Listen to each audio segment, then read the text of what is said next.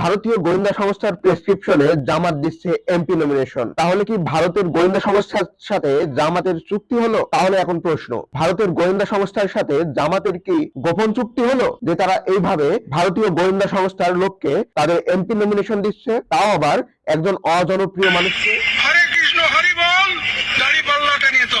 সবচেয়ে বড় কথা, সেখানে যে জামাতের তাকে বাদ দিয়ে এই এজেন্টকেই বা ভারতের এই গুপ্তচরকেই দেওয়া হলো এমপি নমিনেশন। জামাতকে অবশ্যই মনে রাখতে হবে, স্বৈরাচারী হাসিনা ভারতের কথায় উঠতে বসতে গিয়ে তার সাথে কি অবস্থা হয়েছে। জামাত যদি এরকম ভারতের সাথে আঘাত করতে থাকে, তাহলে একদিন জামাতেরও হবে ওই একই রকম অবস্থা।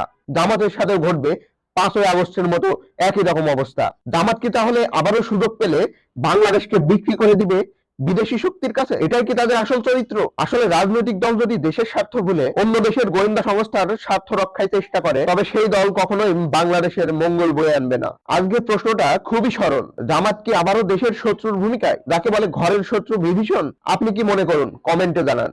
এই ভিডিওটি ভালো লেগে থাকলে আমাদের চ্যানেলটি সাবস্ক্রাইব করতে ভুলবেন না, আর আমাদের ফেসবুকে ফলো করতে ভুলবেন না। ধন্যবাদ।